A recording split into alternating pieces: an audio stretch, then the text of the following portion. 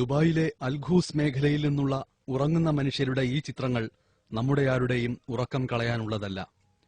Commonwealth ഗെയിംസിന് ചെലവാക്കിയ 10,000 കോടി രൂപയുടെ ആനന്ദക്കഥ പറഞ്ഞ് ഡൽഹി നമ്മളെ അഭിമാനത്തിന്റെ അധിക തുങ്കപദങ്ങളിൽ എത്തിക്കുമ്പോഴും നമ്മൾക്ക് വിദേശനാണ്യം നേടിത്തരുന്ന മലയാളികളടക്കമുള്ള പ്രവാസികളിൽ പലരും ഗൾഫ് രാജ്യങ്ങളിൽ ജീവിക്കുന്ന ജീവിതം ഇങ്ങനെയാണ്.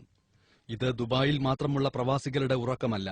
പശ്ചിമേഷ്യയിലെങ്ങും പ്രവാസികളായ തൊഴിലാളികളിൽ പലരുടെയും ഉറക്കം ഇങ്ങനെയാണ്.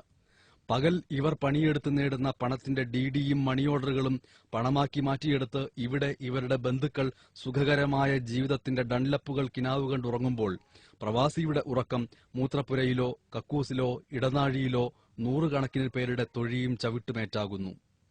കേരളത്തിൽ ഇപ്പോഴും ഒരു തൊഴിലാളിക്ക് 200 രൂപ മുതൽ 400 രൂപ വരെ ദിവസവേതനം ലഭിക്കുകയും അവകാശങ്ങൾക്ക് വേണ്ടി സമരം ചെയ്യുകയും ചെയ്യുമ്പോൾ ദുബായിൽ 500 ദിർഹത്തിൽ താഴെ വരുമാനത്തിന് കൂലിപ്പണി ചെയ്യുന്നവരുടെ രാത്രികൾ ഇങ്ങനെ ദുസ്വപ്നം പോലെ അവസാനിക്കുന്നു. ദുബായിലെ അൽഖൂസിൽ നിന്ന് ഉറക്കം വരാത്ത ഒരു പാവം പ്രവാസി അയച്ചുതന്ന യാഥാർത്ഥ്യം നിറഞ്ഞ ചിത്രങ്ങൾക്കൊപ്പം കേരളത്തിൽ നിന്ന് MS ബനേഷ്.